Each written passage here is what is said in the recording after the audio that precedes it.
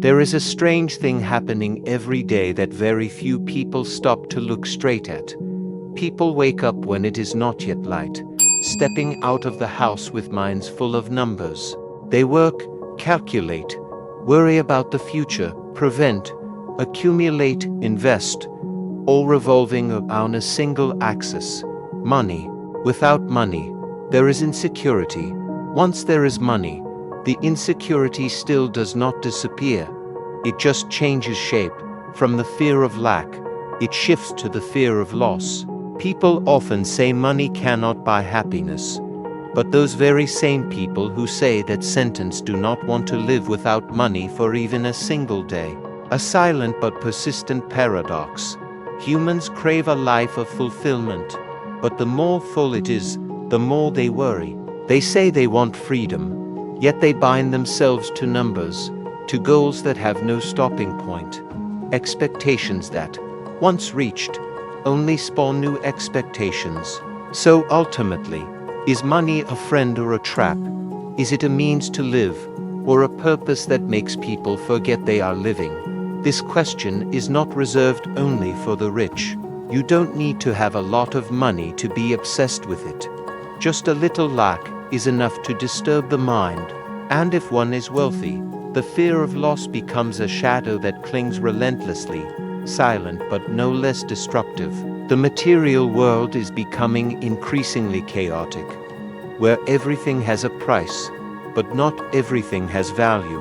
In that context, Buddhism does not enter with judgment, does not condemn money, does not sanctify poverty, nor does it praise wealth.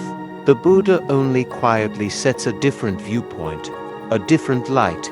In primitive Buddhism, money is not the issue. The mind clinging to money is the root of suffering.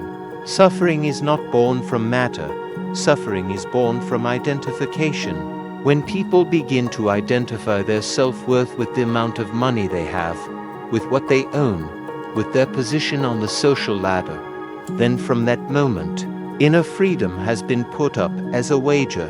Money itself has no fixed form, a piece of paper, a number, an electronic symbol.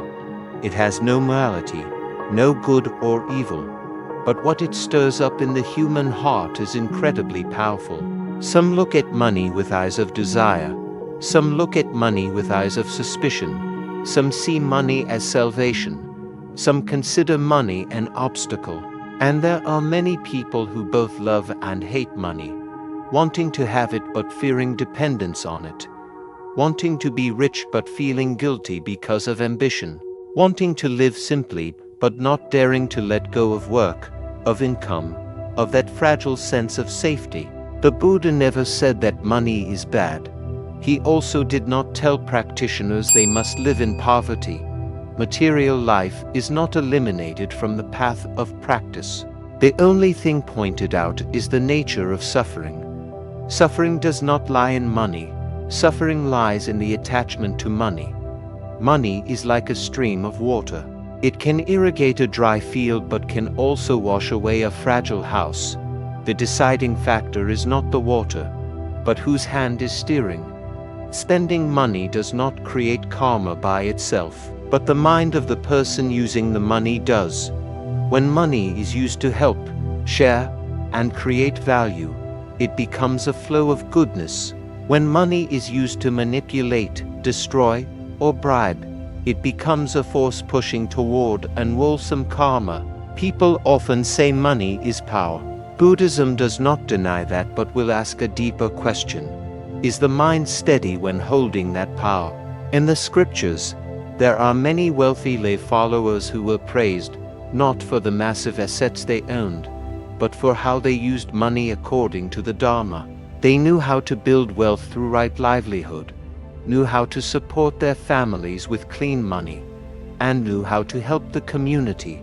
And more importantly, they did not identify their self-worth with their assets.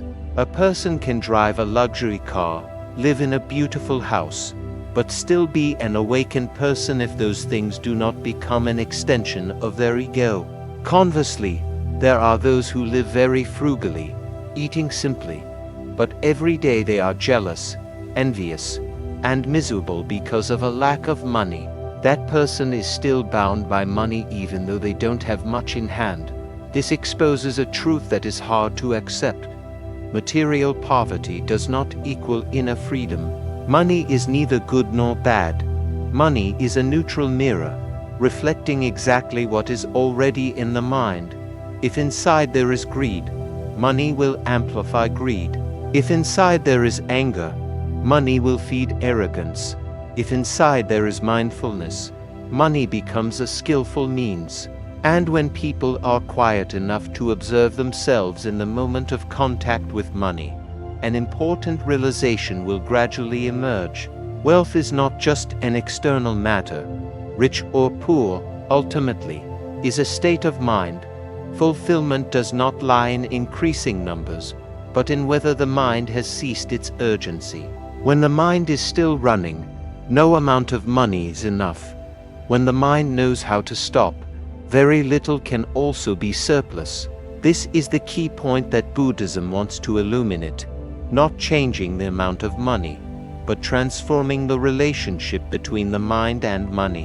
When observing the relationship between humans and money deeper, one thing becomes clear. Money does not enter life as an invader. It is humans who have opened the door for it to walk straight into the center of consciousness. And from that moment, money begins to be given a role it never asked for, defining the value of a human being. When self-worth is hung on numbers, the mind immediately falls into a fragile state. Today one might feel worthy. Tomorrow, if it is lost, one feels empty. Inner stability becomes something dependent, always waiting for external conditions to permit it to appear. This is the fertile ground for suffering to breed, not noisy, not violent, but persistent. Buddhism sees this mechanism very clearly. Suffering comes not because money is little or much. Suffering comes because the mind no longer stands firmly on its own. When the mind relies on money to feel safe, money immediately becomes a false support. And all false supports share a common characteristic. Sooner or later, they will collapse. Some say that if they had enough money, they would have peace of mind to practice spirituality. But reality shows that when money increases but mindfulness does not increase along with it, the mind is even more easily swept away. More choices, more temptations, more things to lose. And at the same time, fear becomes more sophisticated. It is no longer the fear of hunger but the fear of falling behind, the fear of being inferior, the fear of not maintaining the image one has built. Buddhism does not view this as a moral fault. This is the natural operation of an unilluminated mind. An untrained mind will cling to anything that creates a sense of safety. When there is no money, it clings to the dream of having money. When there is already money, it clings to keeping the money. And in both cases, the mind is not at leisure. Therefore, Buddhism does not ask the question, should one have money or not, but asks a deeper question. What is the mind doing when in contact with money? Is the mind expanding or contracting? Is it free or defensive? Is it knowing enough, or is it running away from some invisible lack? Money becomes dangerous not because it is strong, but because it amplifies what is already present in the mind. A greedy mind will see money as the path to fulfillment, but the further it goes, the more it feels lacking. An angry mind will use money to assert itself, but the more it asserts, the more isolated it becomes.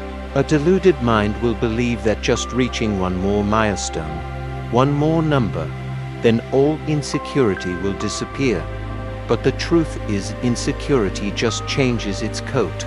Here, Buddhism offers a very sober observation. Money does not create suffering, but it exposes suffering. It is like a light shining into a dark room. The light does not make the room dirty. It only shows what was already there. Therefore, a person can live amidst luxury and still be at peace if they do not use money to patch the holes in their soul. And a person can live very simply yet still be miserable if their mind constantly compares and senses itself to poverty. Suffering or peace does not lie in the account balance.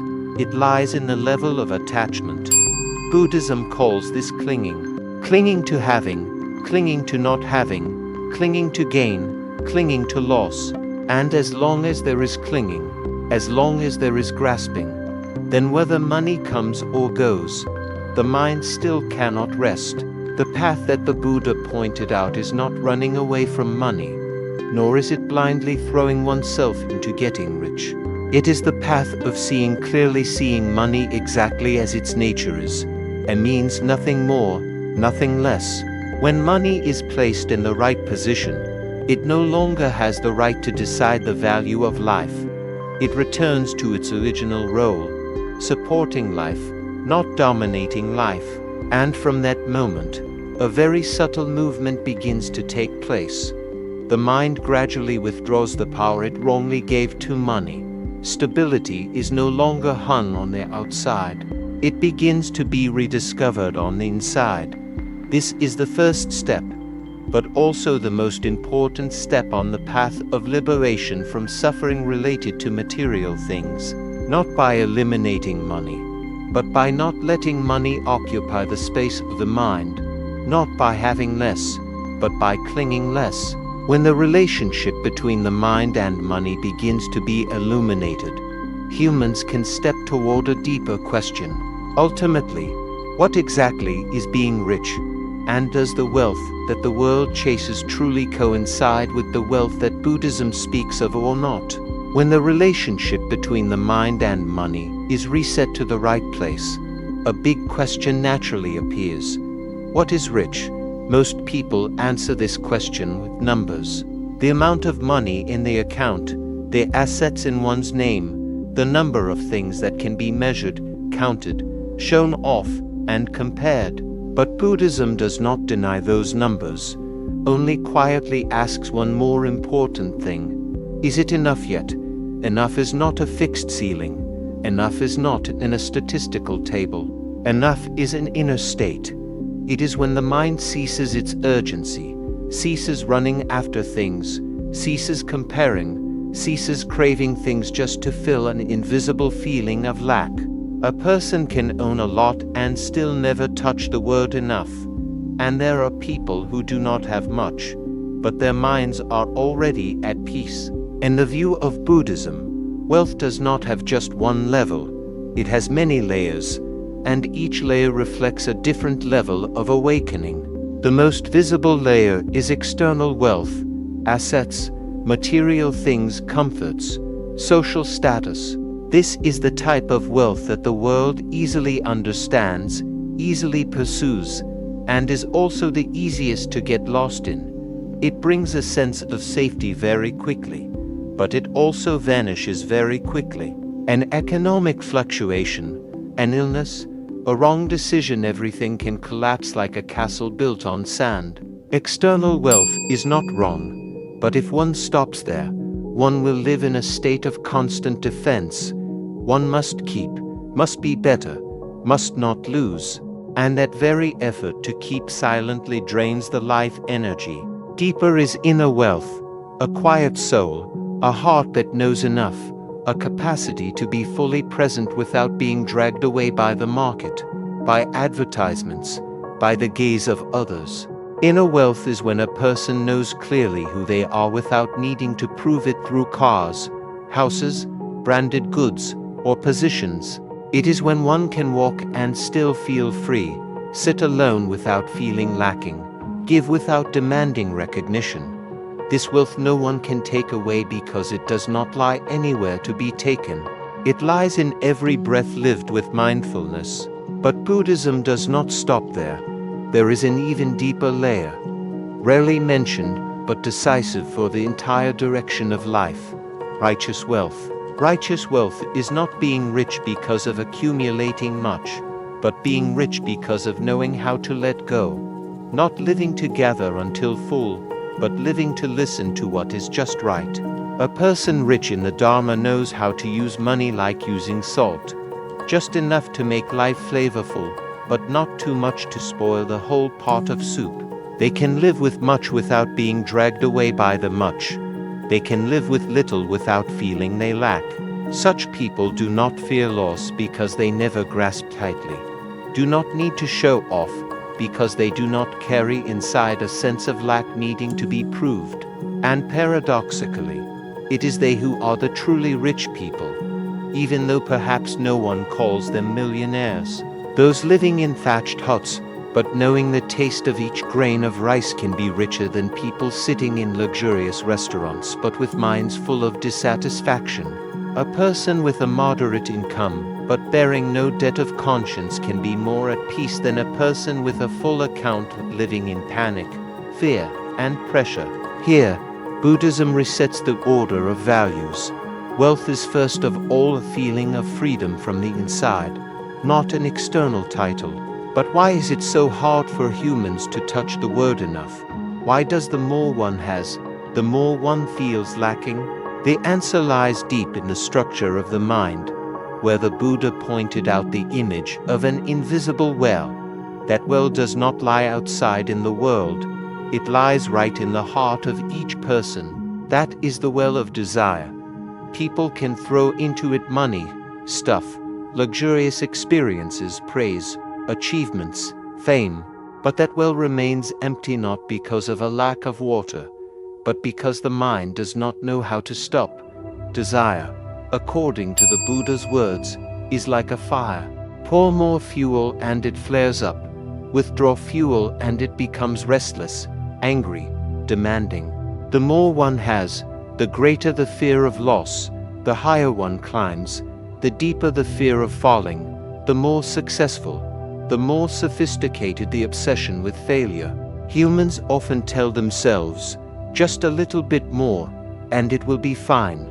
But that little bit more never reaches the destination, because when it arrives, it turns into another little bit more. The well of desire is bottomless not because life is too lacking, but because the mind refuses to look straight at it. The Buddha taught that knowing enough is the greatest wealth, not big houses, nice cars, rising stocks, but a soul no longer torn apart by infinite desire, a mind no longer dragged away by the whisper that one is not enough. Desire in itself is not wrong, but desire that is not illuminated will become chains. When humans live as if they must have more to truly live, each passing day is a day pushing oneself further away from the point of inner equilibrium. No longer living to live, but living to chase. And the thing that, the more one chases, runs, seeks, the more lost one becomes. When the well of desire is looked at straight on, an uncomfortable but necessary truth appears. It is not the world forcing humans to be greedy. It is the unilluminated mind that has pushed itself into the spiral of lack and fear. The Buddha did not teach to extinguish all desires. He taught to recognize which desire is leading the way and which desire is leading down into a pit. A person who knows what they want and why they want it has walked half the path of awakening. A person who sees desire rise without rushing to follow it has begun to learn how to live freely. Freedom does not lie in having whatever one wants. Freedom lies in not being dragged away by the want. When the mind begins to settle, when the inner well no longer needs to be filled by external objects, presence becomes more important than possession. And at that time, true wealth no longer lies in what is being held, but in the ability to let go. From this viewpoint, Buddhism does not judge people by rich or poor. The Buddha once pointed out a different classification, quiet but sharp, classifying humans by how they earn money and how they use money. Not to condemn but to reflect like a mirror. There are those who earn money righteously and use money righteously.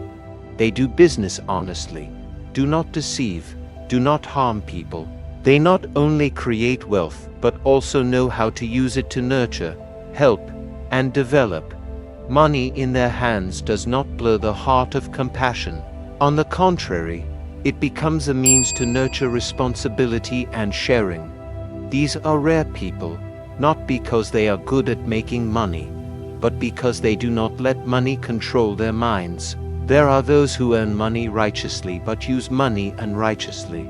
They make money decently, but let money drag them into indulgent enjoyment, excessive shopping, consuming to fill voids, chasing short-term pleasures.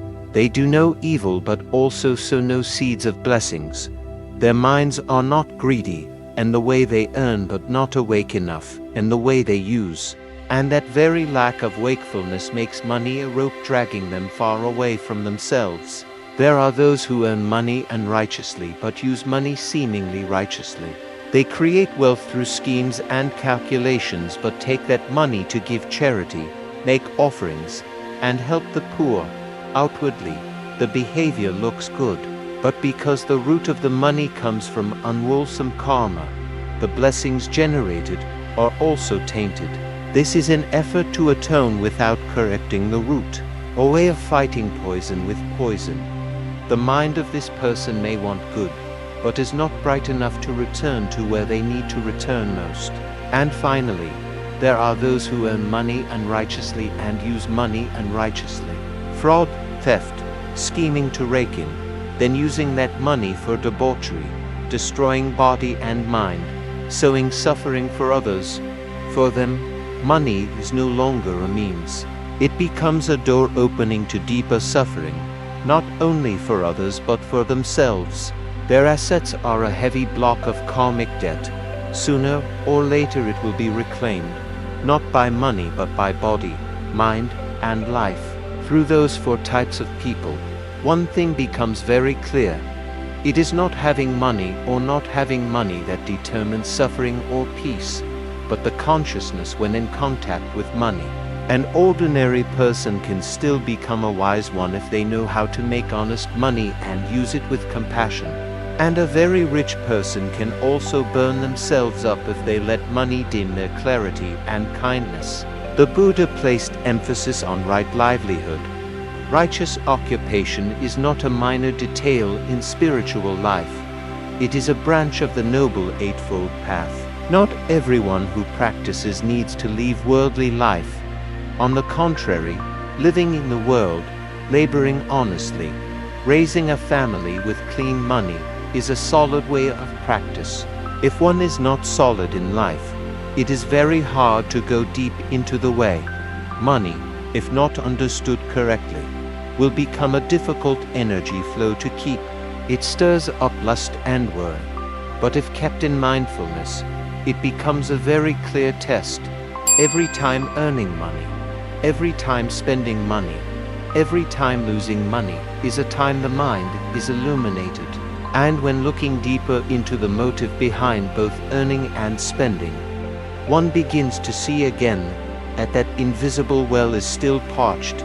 Even the water has overflowed, not because life does not give enough, but because the mind has never learned how to stop.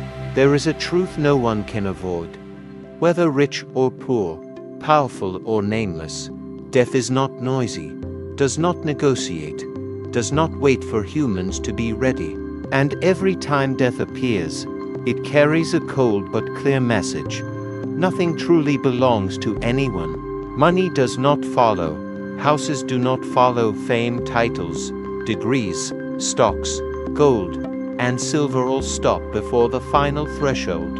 Humans can spend a whole life accumulating, keeping, protecting, but when leaving, everything stays behind. The house that was once a life goal, someone else will live in. The chair that was once fought for, someone else will sit in. The numbers that once kept the mind busy suddenly become completely meaningless. The Buddha saw that clearly very early. He taught that assets, relatives, clear only follow a human to the door of death. Stepping past, only karma remains. Karma is not punishment. It is the trace of what was once thought, said, done, especially in times when no one was watching. Money cannot buy good karma nor bribe retribution. Some carry a whole suitcase of money to the sick, but money cannot be exchanged for health, cannot be exchanged for calmness, cannot be exchanged for a gentle breath before closing the eyes. When the body begins to decay, money suddenly reveals its true nature, powerless. At this point, Buddhism does not sow fear. On the contrary, it returns the truth, so that humans stop hallucinating that they can build a sustainable life on things that inherently must be left behind. Wealth is not wrong. Wrong is when believing it is everything. Wrong is when building the entire meaning of life around a pillar that will collapse. There are people who are very rich, but when facing death, their minds are full of panic, because their whole lives they never learned how to live truly. There are also people who do not have much money but live gently because their lives are no one, deceived no one, did not accumulate unjustly. The difference lies not in the amount of assets. The difference lies in the quality of the mind. Buddhism does not deny material life. The Buddha taught very clearly about how to accumulate and use assets according to the Dharma. He understood that humans living in the world cannot separate from money.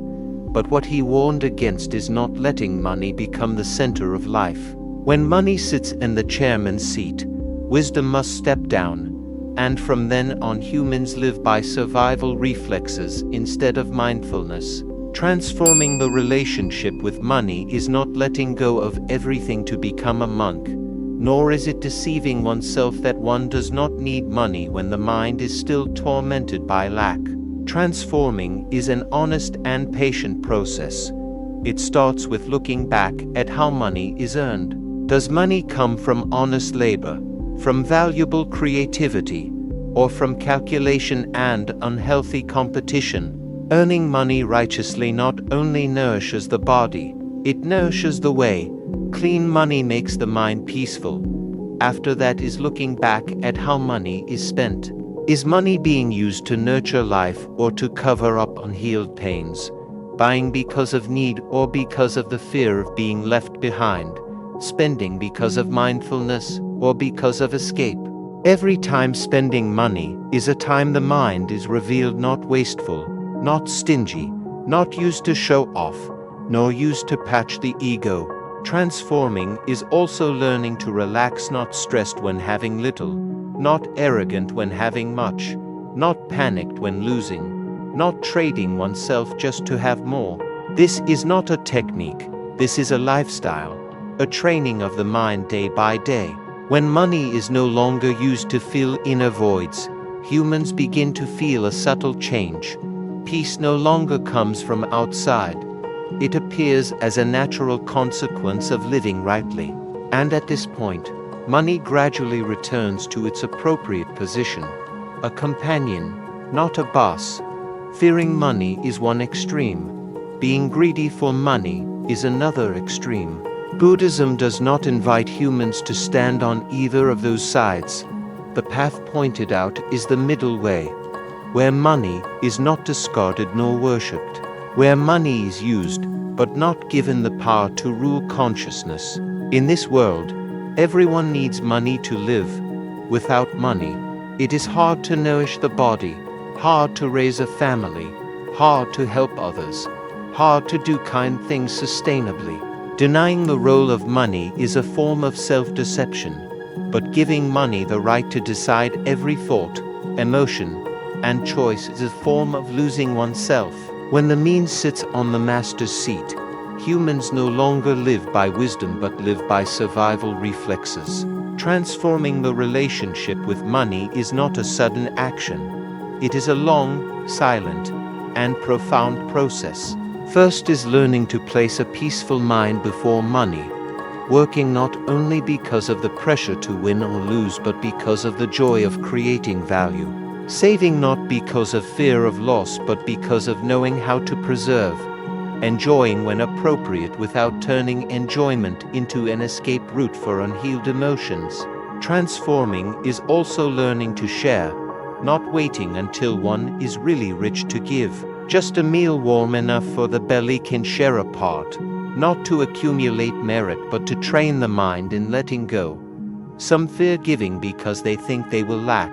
But the truth is, it is when closing the hand that humans begin to be poor. When the hand opens, both the giver and the receiver become full. An awakened person does not fear money, but also does not let money manipulate their mind. They look at money like wind, needing wind to sail the boat, but not clinging to the wind to master the journey. When living like that, money is no longer a binding rope. It becomes an energy flow supporting a righteous life. At a deeper level, Buddhism invites people back to a lifestyle that seems simple but demands much mindfulness. Living simply but deeply. Modern life makes humans believe that to be happy one must have more money, more relationships, more experiences, more fame.